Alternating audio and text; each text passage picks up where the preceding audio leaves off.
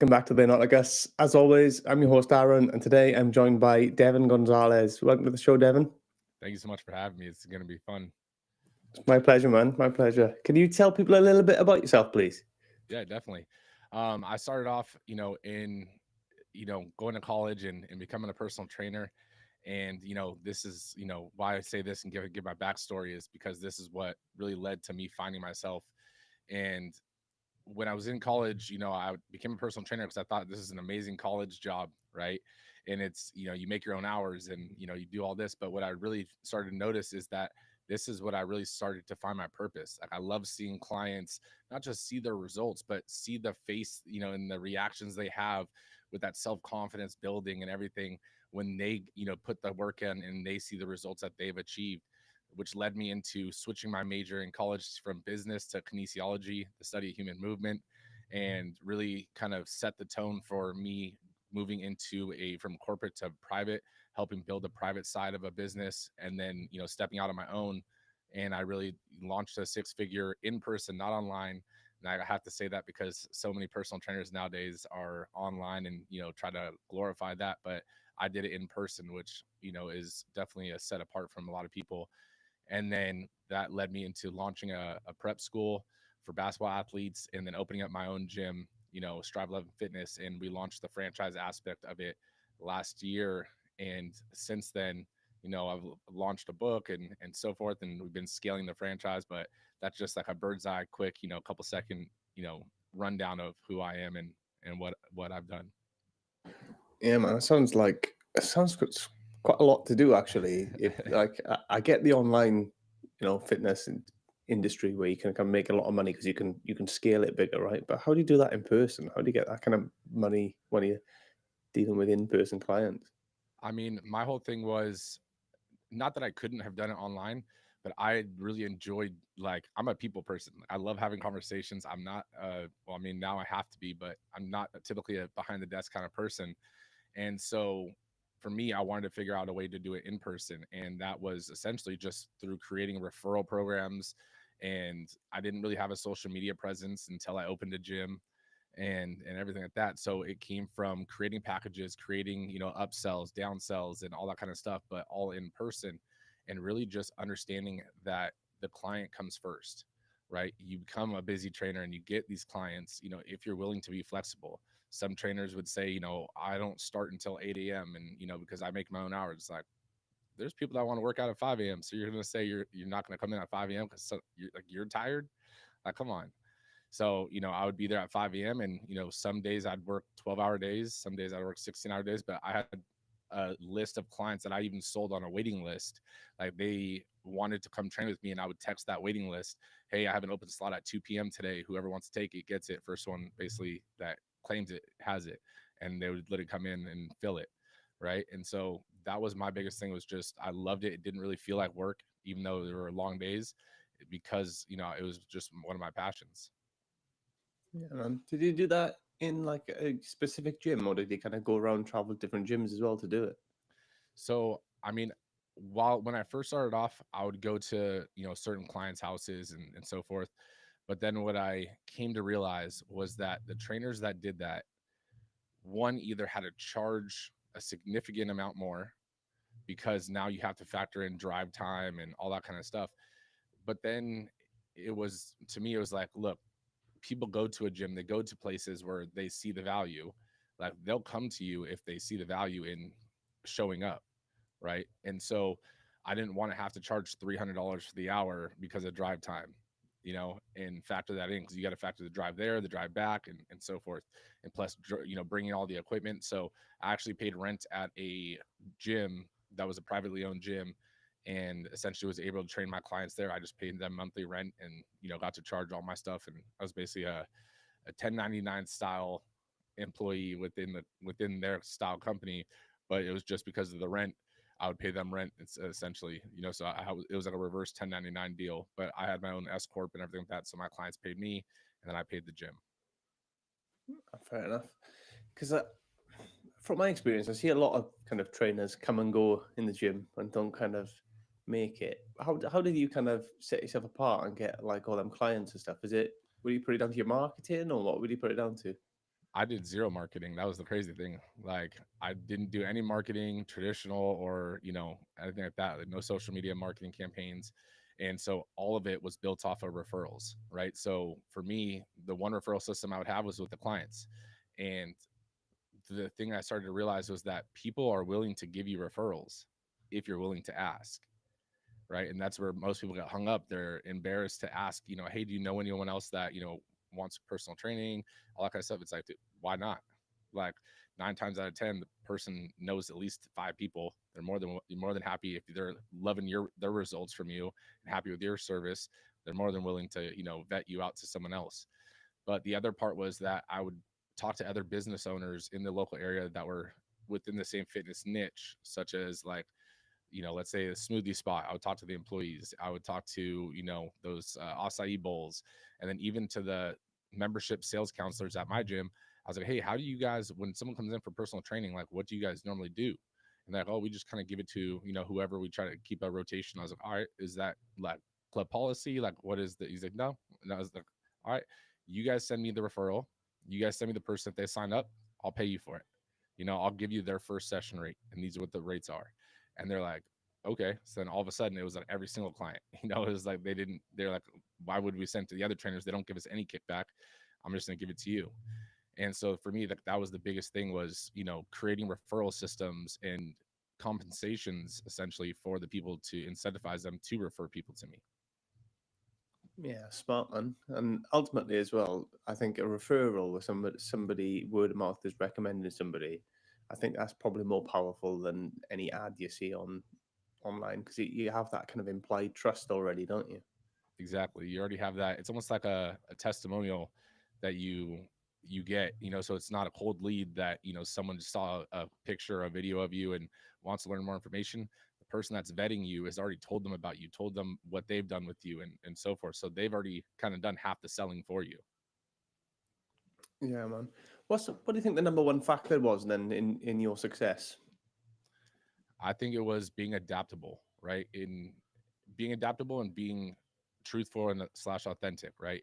So what I mean by that is like a lot of trainers will want to have a niche client, and I only do bodybuilding, I only do athletics, I only do this. And it's like you don't have enough clients to only do anything. Like you got to realize that. Like you can get there to at a point, but in the beginning, if you're not adaptable, then you're one of tens of thousands, especially in Los Angeles, that claim to be a trainer and the best trainer and so forth. But if you don't have the clients that to prove you as a testimonial, then what does it really matter? Right. So for me, it's like I took clients on that were, I had pro athlete clients, I had amateur, I had high school athletes, all that stuff too. But I also had clients that had Parkinson's. I had clients that had, came back from PT and needed that next step. I had clients that didn't want to go to PT and were like, can you do, certain PT exercises? I was like, look, I'm not a PT, I'm not a physical therapist, but I can do some of those exercises, but I just have to give you that disclaimer, like, this is not PT. And like, yeah, no, I know. We're like, oh, okay. So then other clients that, let's say my Parkinson's clients or, certain clients with certain disabilities, I would let them know, like, look, I'm more than willing to train you. Give me a week. I need to do a little bit of digging and make sure that, I know all the factors in this.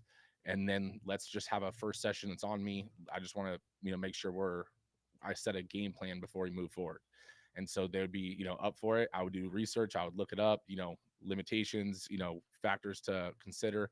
And then all of a sudden take their first session and really analyze them. Like, okay, this is going to be the game plan moving forward. Right. And so doing that really allowed clients to understand that, look, I'm admitting I don't know your disease or your condition, but I will do the research. I'll come back to you with what I find and we'll set a game plan moving forward. Sound good? Yes. All right, cool. Let's do it.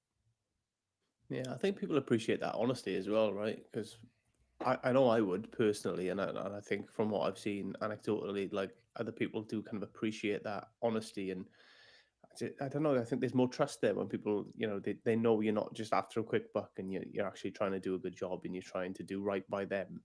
And ultimately, that's what people want, right? Exactly. Yeah. So it's it's interesting that you say as well that you kind of take on all clients as well because you do see and there's a lot. like the internet's full of it, and where everybody's just like, oh, you got to be niche down, you got to niche down, you got to be really specific all the time.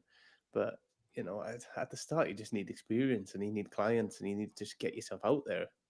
Exactly. I mean, at the end of the day, like, I get the whole aspect of wanting to niche down on a client, and because it's your favorite kind of person to train. I mean, I had a professional, and she was actually a champion boxer, and believe me, like the sessions with her were, one of my favorites. But it's like you don't get all of those right out the gate if you don't have a reputation yet. Like you can't expect a D1 athlete to want to train with you, right? And so like you have to build up that reputation, and you never know who someone else knows, right? So like I've had clients that were, elderly, that never worked out, wanted to start, just getting in general health. All of a sudden they referred their grandson or their granddaughter who was a D1 athlete. So it's like you can get those clients through referrals by taking on some of those additional clients. Yeah, and I do think it's important anyway that when you start, you need to cut your teeth. You need to kind of you need to build that base, that foundation, and it's good for you actually to be coaching all these different types of people and from different backgrounds and with different demands and needs, because that Hmm. makes you think outside the box, makes you kind of think about things differently, and you're not just kind of pushing yourself down one kind of narrow corridor. And that way, I think when you do kind of find your niche or whatever it is that you're going to kind of pursue, then you have all these extra skills to bring to the table that you wouldn't have had otherwise. Exactly. And it makes it, I mean, for me at least, it kept the day interesting, right? If instead of having to show up and do the same style workouts, the same style client, even though it's your favorite type of client, like year after year after year, like you start to not get burnt out, but it's like, okay, so when all of a sudden you're having to set a game plan or a workout for a, an elderly client, and then your next one's a D1 athlete, and your next one is, someone that is doing PT, and then, it's all of a sudden you're having to switch up different versions of yourself, and it keeps you on your toes as well. So it keeps the game interesting. Yeah, definitely. Did you ever kind of suffer with imposter syndrome when you were started, especially at the beginning when you're trying to kind of coach people, especially if you had some decent athletes? Oh, 100%. I mean, I started personal training when I was 18, and when I worked for the corporate company, um, the manager that sold, because I didn't have to do any sales at that time when I worked for the corporate company. They had a team that did personal training sales, but they told me straight to my face, like, yeah, we, if anyone asks, like, you're 24. And I was like, oh, okay, like what, like, and so everyone that came in assumed I was older because the the way they made it sound was the fact that since I was younger, someone wouldn't, trust or, have as much respect for someone that was 18 telling them what to do for a workout. And so that imposter syndrome of not even one acting, trying to act above my age. I was already mature for my age, but like that already kind of preset almost an imposter syndrome. But after that, and finally, getting older and doing it for years, like I knew that I was one of the best trainers in that corporate gym. And so the imposter syndrome kind of was set aside, and it didn't really matter age to me because at the end of the day, my clients would speak for me. Yeah. How did you deal with it in the start though? How did you get past that kind of? Because it must be a bit of a challenge, especially if you're young and you're kind of trying to get all these clients and teach them, specific how to train, how to do this, how to do that, and you must be thinking, are they going to see through me? Are they going to, you know that I'm younger and maybe I don't know quite as much as them or something like that?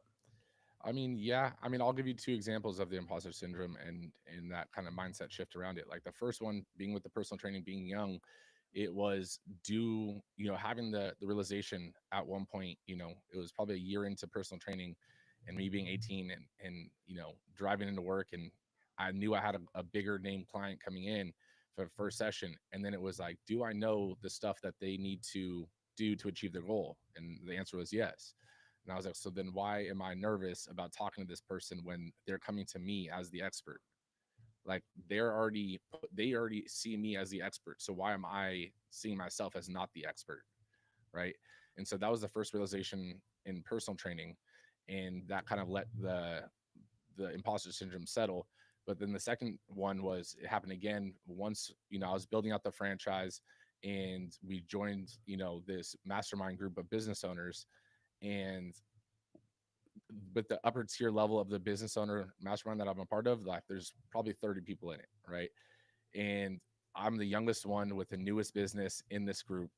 And we went to Mexico for one of the quarterly retreats, and not everyone went to Mexico, so there was probably 8 of us. Now there's no hiding in the back of the room when there's 8 people, right? And so we had a breakout session, which we basically sat and they aligned all the tables in a circle, and everyone had to say what's going right in their business, what's going wrong in their business, and so forth. And then everyone kind of chips in and gives advice. And this was like, I'm not a super extra, what's it called? I'm not an extrovert by nature, but it was like, okay, this is my time to try to step out of my shell. But I do feel that they're going to see through me because a lot of these dudes are bringing in, and girls are bringing in 8 figures, and so it's like my business is hitting, multiple 6 figures, but not even in the sevens yet, and they're doing more than that. And so it's like, okay, kind of feel it out. I'll give my advice, whether they take it, whether they don't, doesn't do many any harm or anything to me. But if it does help them, then I would be doing them a disservice by not giving it to them. Right. So each person that, said their what's going wrong, I try to give what I would do, give some outside perspective on it. And by the end of it, when it was my turn, because it just happened to be the last person to speak, um, I let everyone know. I was like, whether you guys take my advice, whether you guys don't take my advice, I was like, it does no, nothing for me and benefit, doesn't do anything, against me. You guys can pat me on the head. I don't really care, and then I was like, but at the same time, if it did help you in any way, then I would be doing you guys a disservice.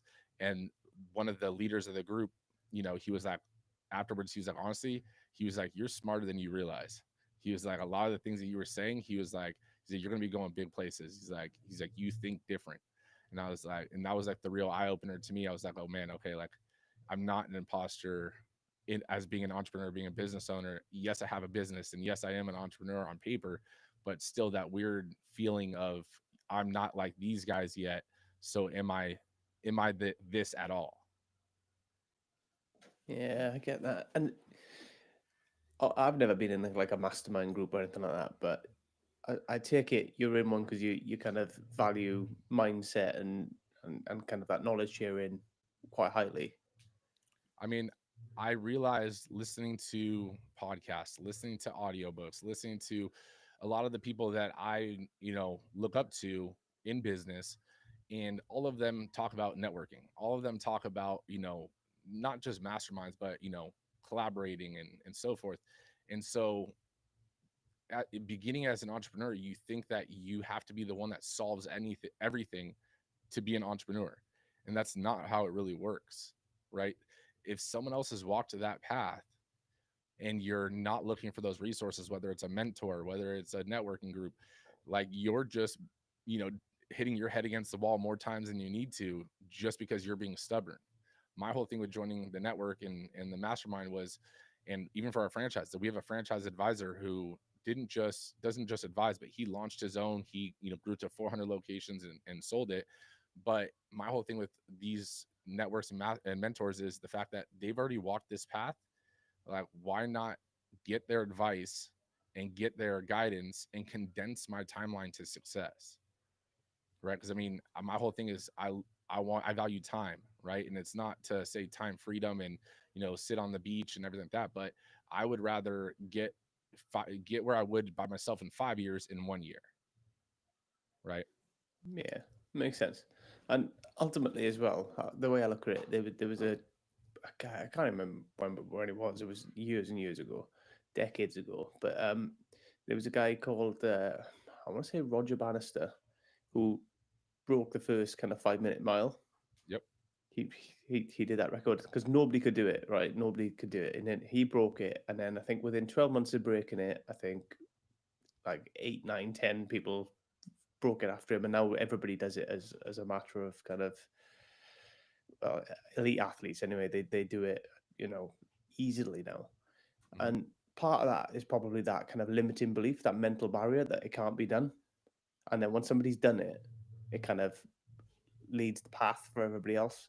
And that's kind of how I see it. How how you're explaining it to me is kind of like other people who've been there and done it, and seeing them doing it, and explaining how they've done it or kind of sharing some of their ideas and thoughts and the way that they think, probably kind of opens up a door mentally more than anything else to allow you to kind of step through it. No, exactly. And it shows you also the fact that like everyone is going through their own versions of their own problems. And I might face an obstacle at my current position that someone at 8 figures hasn't faced yet, and they all of a sudden hit it at 8 figures, and I'm able to give them the advice how I overcame it. And even though they're above me, like I can still help them in a way, because the journey isn't the same for everyone, right? Not everyone faces problem number one at the same time, right? My problem number one could be your problem number 10. And so it's that factor. And yes, just like you're saying, it seeing reality in other people's perspectives allows you to adjust what reality really is. For example, I had this talk with my business partner. We were driving, I forget where we were going, but we had drove past these houses, and you could tell they were big houses from the distance. And I was like, hey, let's take a quick little detour. Like I want to go, drive by those real quick. And then he was like, that why? And I was like, just because, like, just feel me out. And he's like, okay, fine. I mean, I was the one driving, so he didn't really have an option. But we took a little detour, and we're driving past these mansions, like I would say mansions of mansions. Like some of them look like complexes. And I was like, yo, pull up Zillow real quick and just see how much these houses are. Like, just curious. And it was like 14 million, 20 million, 10 million. And he was like, this is ridiculous. But you still see cars in the driveway, right? In all of them, it's not a bunch of vacant houses. And then I was like, dude, I was like, that's crazy. He's like, honestly, he's like, I don't even like that doesn't seem real. He said that's impossible. How would someone even afford that? And I was like, that's the mindset shift you need to think about right there, is the fact that just because your current reality, this isn't part of it, it doesn't mean that in someone else's reality, this is just natural, right? And so when you start to think about that in every form of life, your current reality is only your perspective on life, right? Your perspective and your perception is an accumulation of all of the past events, all of the things that you've gone through in life have shaped your current version of what reality really is. The best way I like to say it is like reality is almost like how they say truth, right? There's three versions of the truth. There's your truth, my truth, and then the truth. Like that's reality. Like there's your reality, my reality, and then reality. Yeah, and I suppose a lot of us, especially if you don't grow up with money per se, I think we can get these limiting beliefs that kind of stop us or make us think that we can't achieve these things and we can't go places and we can't, that life isn't for us. Mhm. But when you do look around, there are plenty of people who make really good money doing lots of different things, really, and create amazing lives for themselves and, live wealthy lives. No, definitely. And I mean, it you have to think majority of people too. I mean, I didn't come from money or anything. My dad was a police officer, my mom was a pharmacy tech, like, very average, income, lower middle class income. And becoming an entrepreneur, I was the black sheep of the family, right? And even there, like I could still tell. I mean, my mom passed, but my dad is, his view of reality. Sometimes even now, I was like, Dad, the world doesn't work like that. Like just because you think it's only A and B are the options, I was like, there's C through Z that are still left on the table. You just don't know that because you're not viewing it from the different realities that can and perspectives that can be done. And so the crazy thing is like your limiting belief is the only thing that's holding you back, right? What I like to say is you're not that special, right? You're not that special for it to be a reality or a possibility for everyone else on earth and it not be a possibility or a reality for you. You're not that special. Yeah, it's probably a mindset thing, isn't it? So like Mhm. if you've got a kind of a fixed mindset, you're kind of stuck in this that this is my life. I go to work, I come home, I work until I retire. That kind of mindset, and buy a house and a mortgage, and then try and enjoy the last few years of my life when I've retired. Kind of mindset, which a lot of people have that, and I understand it because it's kind of ingrained in us a lot of the time, especially if you're kind of working class. It kind of gets really driven into you in school, through your employer, through your parents and your family, and it kind of makes you think that way. Hmm. I mean, yeah, I mean, it definitely does. And you just have to realize that everything you've been taught isn't that it's not true, but there's other sides and other shades to that, same narrative, right? And so being open minded and realizing that there's a more colorful world in possibilities is the first like mindset shift that you need to have, right? And I think that everything believes or everything begins and ends with your mindset, right? If you believe something's a possibility, if you believe something is attainable, it completely is 100%, right? The moment that you stop believing that it's a possibility or the moment that it's a reality for you, that's the moment that it becomes impossible, because everything that you do, everything that try to do towards it will be, oh, see, this is why it doesn't work. Oh, look, this isn't, possible. Instead of, oh, well, this way didn't work. Let me try this way. Oh, this way didn't work. Let me see what other ways I can try.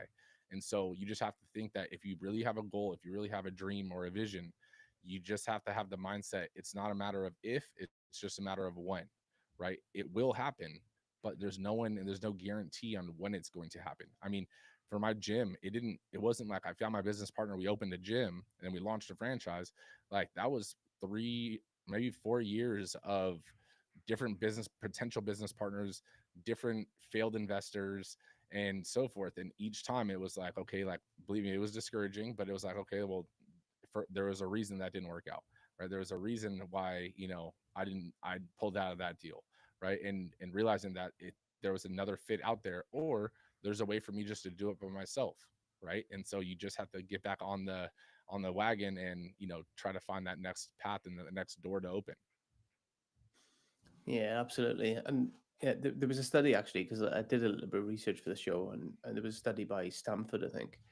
And it said that if you have a growth mindset, so that kind of mindset where you fail, you try again, you fail, you try again, or try a different way, not having a fixed mindset where you think, oh, I fail, I'm a failure, I can't do it, like it's not possible. Mhm. Um, but if you have that growth mindset, you're 34% more likely to achieve long term success, and that was a proper uni study, so it seems pretty legit. Yeah, no, definitely. And I mean, I agree with that, because you can't fail if you don't give up, right? The moment you give up is the moment you failed. Every what people call failure is really just a lesson, right? Extract the lesson, learn what didn't work, right? Just like Thomas Edison, it took him 10,000 tries before he made the light bulb, right? So it's like he found 9,999 ways that didn't work, but then he found the way that did. Yeah, and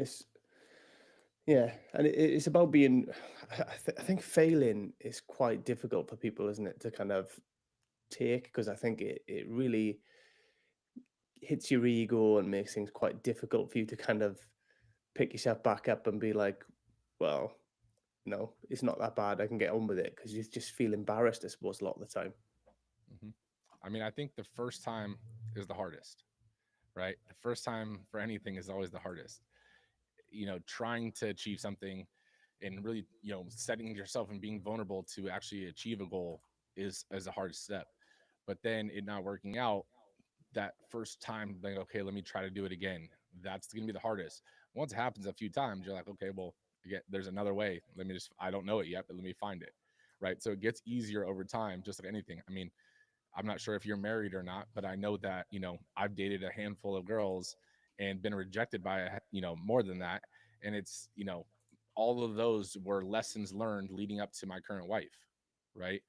And so it's like you're realizing that those failures are lessons in becoming the version of you that you are designed to be.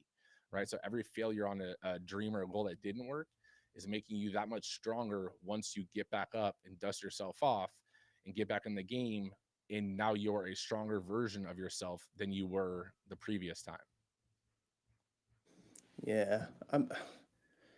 How do we kind of develop that mindset then, Devin? How do you reckon? How did you develop that mindset? I mean, honestly, it starts with how bad do you want to achieve your goal, right? And it could be in anything.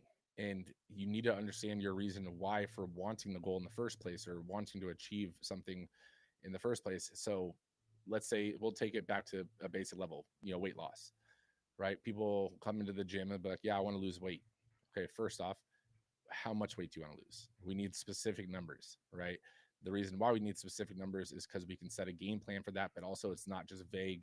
And now you can actually see that pride when you hit those milestones leading up to your goal. So I was like, first thing, what's that? What is the number? Second part, why do you want to achieve that? And they're like, because I want to feel healthier. I was like, okay, bullshit.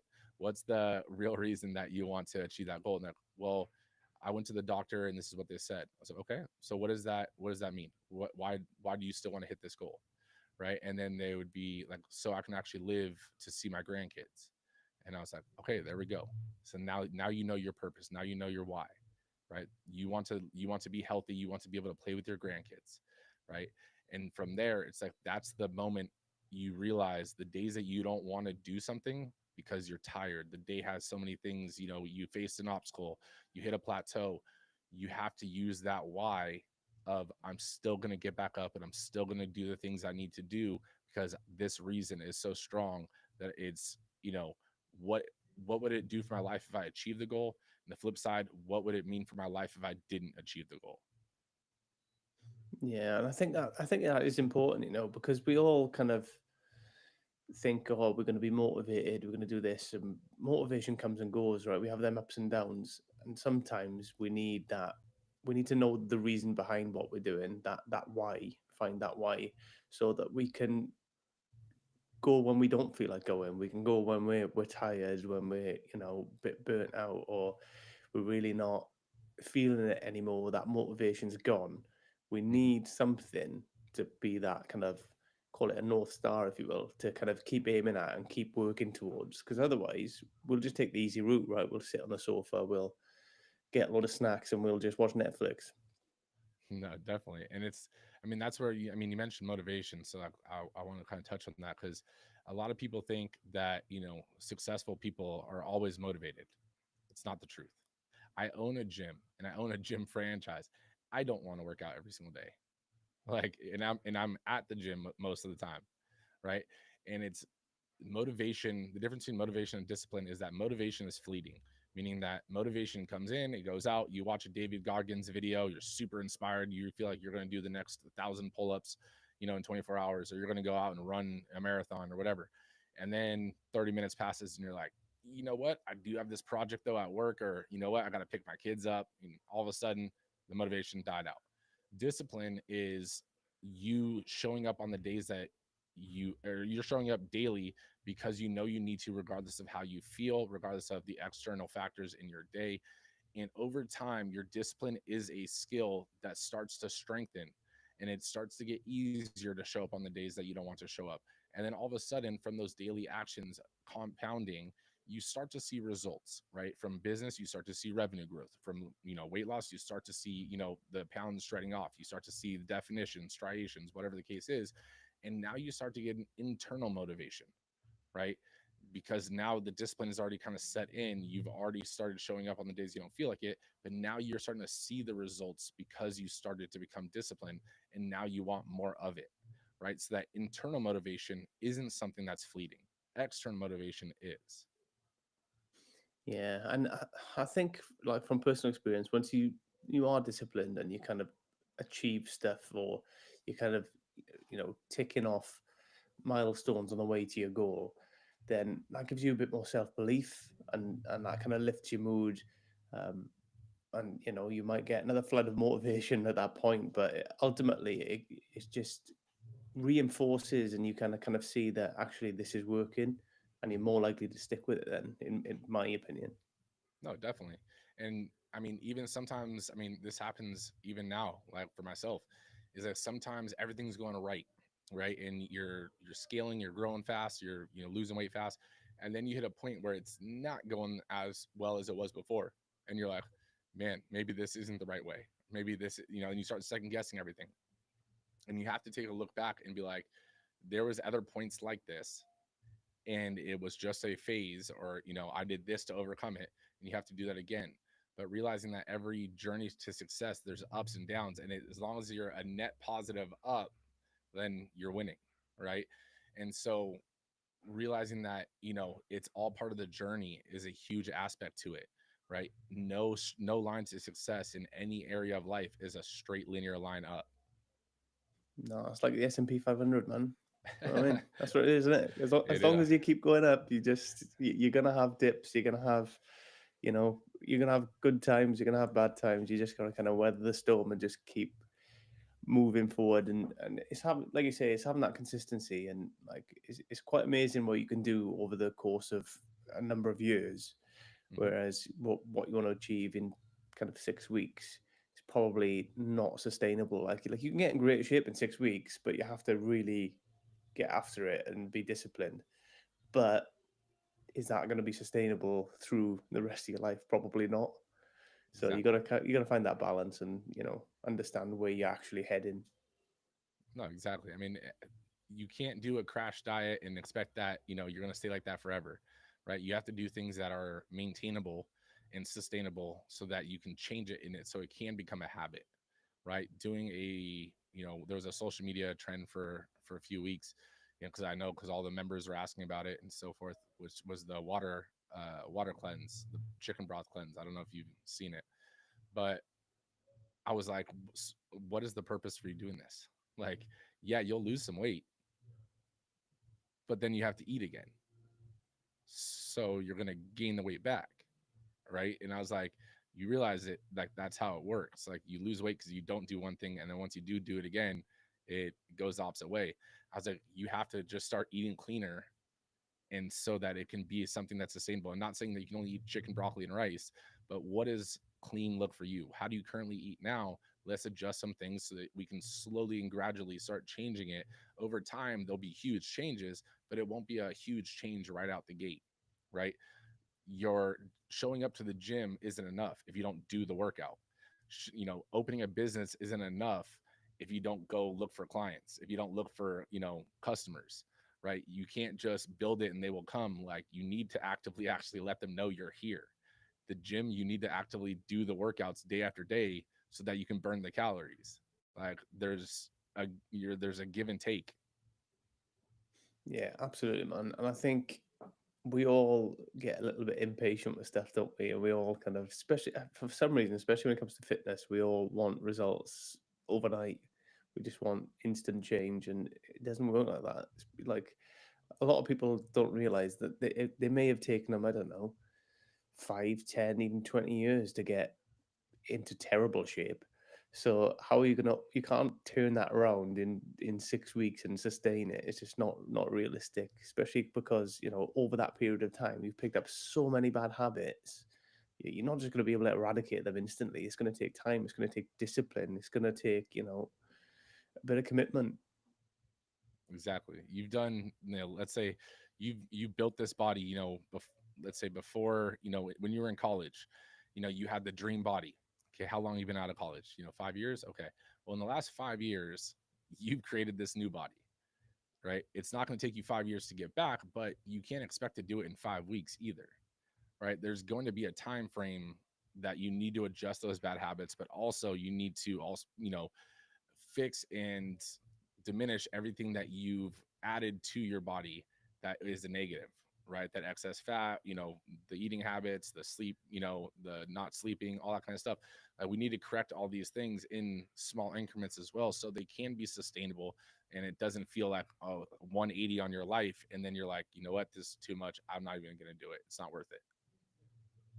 Yeah, it's definitely something that I think we're all bad at as humans, kind of that impatience. Then I was wanting things now, but um, yeah, if we can look at it things objectively, then we can get really good results. Um, from a fitness perspective, right? How have you kind of what lessons have you taken from fitness itself and coaching into your business? Because obviously they're two separate, very different things, right? Business, because you have all the other elements of it, of like maybe you have staff and you have to kind of manage people and your accounts and marketing and all these different aspects that are separate from fitness, but how do you kind of take the skills from one and apply them to the other?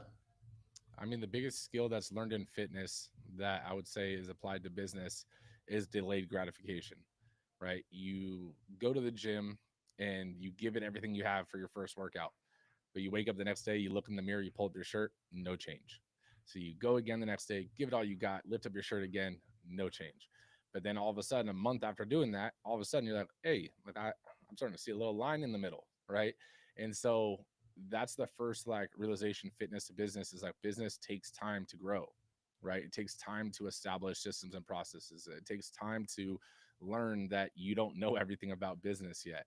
Even from going from a solopreneur to an actual business owner, like there was still things I didn't know: how to manage a team, how to hire, how to fire, how to do payroll and all that kind of stuff. But again, you take it step by step.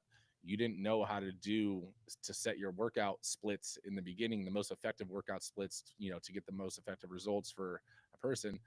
But then you did some research, you looked it up, right? You tested some stuff out. Some things work for you in this business industry, some things work for it in a different industry, but it may not work for a third industry. So you have to test and try stuff out, just like fitness, right? A workout or a nutrition plan might work for someone, but it might not be the best one for you. But that doesn't mean there's not another version of that. So realizing that just like fitness, you have to be adaptable, right? Being a business owner, you can write a business plan, and I guarantee it's not going to be everything. When you go to launch your business isn't going to be in that business plan, right? And half the stuff you wrote in it, probably you're not even going to end up doing, right? Business plan is just good to get funding and getting investors on board and so forth. Besides that, that's all just guesses that you have. Once you open doors, and it kind of, you have to start being adaptable to what reality sets in for you at the time, right? And so the other aspect from fitness and personal training, and being a business owner, is communication, right? Being open with the team, letting them in, having them see the vision, right? Just like personal training, like you let them see the vision of their goals. You let them know in the process. You keep them updated on their process. And so I think those are like some of the biggest things going from, personal training to business owner. It's like you need to be adaptable.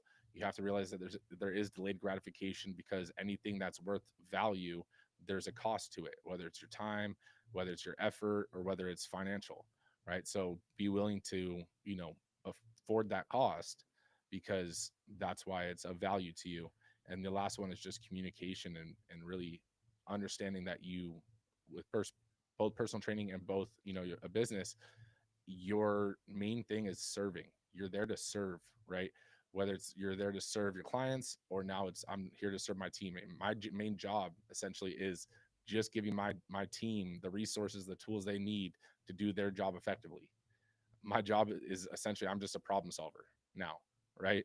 Like, so that's the biggest thing, is that realizing that you just are there to serve. And when your main focus is of service, the money comes. But if your main focus is on money, it usually doesn't come. Yeah, I concur with that, and I think it's important that people do kind of focus on people and relationships really a lot as well, because that's what business is, right? Hmm. You all have customers and or staff, and them relationships can make or break the success of that company, really. Because if you are serving your staff and your staff are serving the customers, then ultimately everybody is getting something valuable out of it, and then they'll want to buy into it more, and keep coming, and the whole thing will grow. Right. And I will say one more, that, is being intentional, right? Just like in fitness, when you do a workout, I had told my client this one time. She Before we opened the gym, we actually were running the program in the park for a year, just testing it out and stuff, because we had unlimited space essentially. And she showed up to this workout, and she was like, "Well, at least I'm here. Isn't that enough?" And I was like, and I don't know why I thought of this analogy when I said it, but I gave myself a pat on the back. I was like, "You could show up to the library and not read a book." Right. And then she just looked at me, and she just started cracking up. And then she's like, "Where did you hear that?" I was like, "Honestly, that was the first thing that came to my mind." But it's the same thing for fitness and business. It's, you could show up to a workout to do a check-in on Facebook, but that doesn't mean you did the workout, or you gave it your all in the workout. So you're not going to reap the rewards of the workout. just like business, when you're there, you have to be intentional. You have to be actually engaged with the team. And I'm not saying that the numbers aren't important, because that is an important aspect of business, but you have to be intentional about it. What are your goals? How do you serve the team so that we can hit these goals? Right. So being intentional about what you're doing when you're doing it, even in with family, like my wife and my daughter, um, when I'm with them, I'm with them. Like my focus is on them. I'm not focused on business. I'm not focused on other stuff. Like I give them my attention and time, because that's how you create value. If you're there but you're not really there, why even be there at all? Yeah, I get that, and it's difficult. Sorry, my dog's going wild in the background here. It's standard. Turn the gain down. I might drown him out a little bit. Um, yeah, no, I get it, and you do need to be intentional about what you're doing and what you're trying to achieve. And like you say, whilst the numbers are important, I think if you're intentional and you are serving people, I think the numbers are a byproduct of that. And if you do that well, I think they'll come and they'll follow. Yes, 100%. Yeah, definitely. So, Devin, you said you wrote a book as well. Tell me a little bit about your book. So I wrote a book. It's called Money Muscle Mindset. It's on Amazon. It was an Amazon bestseller. And essentially, I always thought it was cool, when people say that they wrote a book. So that was always a goal of mine. And I didn't know what I wanted it to write on. But then after opening a gym and launching the franchise and everything, I was like, well, I know how to open gyms. So I wrote a book essentially that is the book I wish I would have had when I opened my first gym, right? Giving the ins and outs, that the raw, no fluff, truth. How do you create a niche? How do you find a client avatar? What is a client avatar? How do you find a location? How do you negotiate on location and all the stuff in between? But the first chapter and the last chapter are on mindset, both personal and then entrepreneurial. And because that's going back to, I believe everything begins and ends with your mind, I wanted that symbolism to be in the book as well. So that's why it's the first and the last chapters. But in each chapter, there's a chapter bonus that you can scan the QR code, and it will take you to a landing page that you don't need to put your email in or anything like that. It's free, give me. And it has a video of me diving into more in depth about the chapter itself. And then on each of the chapters, there's a downloadable template or something to correlate with the chapter. Again, you don't need to put any information into to download the stuff. It's just my give back. And then at the end of the book, though, it does talk about Strive 11 Fitness, in the last like 3 pages, that if you, after reading the book, you're like, look, this is, too much. I'd rather just, I like what you got going on at Strive 11 Fitness. Then you can scan the QR code and you can learn more about what we got going on. We'll schedule a call. Sound. What is it that you've got going on there? Then tell me a bit more about Strive 11 Fitness. So Strive 11 Fitness is a boot camp style model, right? The difference is, I will say the creation was from when I was personal training, right? A lot of my clients didn't want to do homework and programs I would write for them in between our sessions, because most clients don't show up every single day for personal training. It's way too costly. But they would agree to go to boot camps and stuff in between our workouts. And over the years, they basically came back with different complaints. The classes didn't line up with their schedule. The cost was too expensive. They got charged for, they had an emergency, they couldn't show up, they got an extra fee for not going to the pre-booked class. And then I realized, I was like, it's crazy, all these different boot camp companies all really do the same thing, have the same model, same business structure. Why aren't they solving these current like core problems, right? And so I was like, is it not a possibility, or is it just no one's thought of it? And so over the next year or so, I started putting together a program, testing it out, and to solve those main issues. So Strive 11 Fitness is a boot camp style model, but we have no class times, right? So you can show up at any time, just like a big corporate gym, and you can start your workout. But once you walk in the doors, you still get that energy, that environment of a boot camp, right? Because there's other people doing the workout of the day. The 11 comes from the 11 different stations, and every day it changes depending the muscle splits. But when you come in, you get that energy. So it's like a big box blended with a traditional boot camp. But then the 11 stations can be modified easier or harder depending on your fitness level, if you have any restrictions or anything like that, or limitations. And so now there's a personal training aspect and blend to it. So it's basically getting the best of all three worlds. Oh, that's an interesting concept, man. It's not something I've heard of before, but I mean, you hear a lot of that, like the boxes and CrossFit and stuff like that, don't you? But Mhm. um, ultimately, I think they are quite. I don't think there's, from my experience, a lot of them are not kind of just turn up and train. You kind of they have set scheduled class times as well, and usually for different kind of levels as well of people. So anybody can come in at any time and train and just get on with it. Exactly. And I mean, doing so allowed us to change up the business model overall as well, because traditionally for coaches, they get paid per class, but classes don't run consecutively. They run with a usually like a 15-minute gap in between. So they'll get paid for 4 classes, but they'll be at location for 5 hours.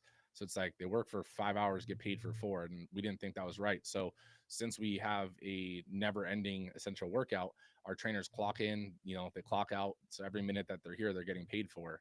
And so that was one of the things that we wanted to change. And then as well as like, we don't have a sales staff.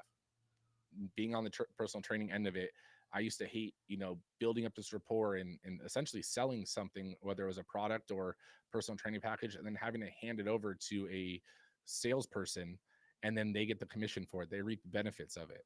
Right. So that was one of the biggest things we wanted to change. So now as a business owner, we can limit the overhead, but also from the personal training, they get to actually, reap the rewards of commissions and bonuses and so forth. So trying to create value at all three levels, from members to trainers to actual business owners as well. Yeah, it's quite interesting actually. How do they find that though? How do they find actually doing the selling, or is it just much like they were doing before and they just closing the deal now rather than passing it to somebody else to close? I mean, yeah, they're pretty much, it's the same exact thing that they were doing before. Clients ask about supplements, they talk about supplements, and then all they do is check it out, And so it's like they don't have to do any of those things when, especially with their boot camp model, a client will come in and try a workout, right? And so when the trainer takes them through their first workout with the whole class, at the end, traditionally a salesperson will try to close them and show them the different memberships. But they just built all this rapport with that trainer on the floor that had just pushed them through the workout. So who are they going to be the most comfortable with talking about their goals and everything at the end of it as well? Right. So we actually teach our trainers how to sell, and we don't do hard sales or hard closing or anything like that, but ask questions. Why is that person here? What is their reason why? And so forth. And that's how you build the rapport. So at the end, they already know whether they like it or they don't. Now you show them the solutions to achieve the goals that you guys talked about in the beginning. Yeah, and it comes back to what we discussed at the start of this as well when we talked about your um you being a fitness instructor at the start. And it's that building that trust in it. It's that trust of kind of referral. You've built a rapport with somebody, you've built a relationship of sorts with somebody, and now they have that element of trust, and they're more likely to buy from you than somebody else. Exactly. I mean, that's 100% it. I mean, if traditionally, if you go from trainer and all of a sudden you're getting handed off to a salesperson, the customer's guard immediately goes up because they know that now it's a sales talk, right? And so with that part, it's like you take that away and you kind of break that barrier down a little bit as well, so that it's still the same person that was pushing you and motivating you and knows your goals and everything like that. The numbers part is uncomfortable for a lot of people in terms of like, trainers to talk about, but it gets easier with time. And that's one of the things that, we do help them with, because that's a skill that they can take anywhere. Yeah, absolutely. Devin, what advice would you give to someone then who wants to kind of turn their passion into a scalable business like you have? I mean, the first thing is just to find out what your passion is, right? And then start to explore, like, how can you make money doing this, right? For personal training, obviously it's a lot easier, but let's say you're an artist, right? How could you start selling your art? I've seen crazy things in terms of like people designing Nike dunks and making different art forms in Nike dunks and selling them as, one-offs. Like, how can you start to monetize your passion? Right. And then the next thing is, you don't need to, I mean, for me personally, I'm the kind of burn the bridges or burn the boats and figure it out. That's just how I operate. Not everyone needs to do that. And I don't suggest that, because it can be a high stress environment. But start it as a side project, right? Now you have your normal job, you do this on the side. And then when it makes sense to that your side project is making as much or more than your current income, then go all in. Absolutely. Um, it's good advice there, mate. How can people kind of follow you or find you to get involved with Strive 11 or some of the other stuff that you've got going on? So I mean, all my social medias are fairly the same. Devin Devan dot Gonzalez, Gonzalez. But if you go to my website, which is devingonzalez.com, I mean, it's kind of a landing hub for all my social medias, Strive 11 Fitness, and everything like that. Cool. What about your book? Where can I get hold of that? That's on Amazon. I will be putting it. I mean, I have said I was going to do it already, but I'm going to put it on my website as well. But if they go to Amazon, it's just Money Muscle Mindset, and you can get a hard copy, Kindle version, or paperback all through Amazon. Amazing. Makes it easy work, doesn't it, doing Amazon? 100%. Absolutely. Devin, I'm going to bring this episode to a close shortly, but before we go, do you have any kind of final thoughts or messages that you want to leave people with? I will say if you have a goal or if you have a vision, you have a dream, right? Go for it. If someone else has already done it, going back to that 5 minute mile example that you spoke about earlier, if someone's already achieved it, that's your proof. That's your testimonial that it is a reality, right? That means that it is a possibility. So it's not a matter of if, it's just a matter of when. Start working towards it and don't give up until it's achieved. Yeah, man, it's that consistency again, and it's getting that mindset right and that consistency, that kind of 1% improvement day on day kind of really adds up and accelerates, right? Exactly. Cool. Devon, it's been an absolute pleasure talking to you. So I really, really thank you for taking the time to talk with us today. Thank you. It was a true honor. My pleasure, mate. Thank you very much. Take care. Take care. Bye.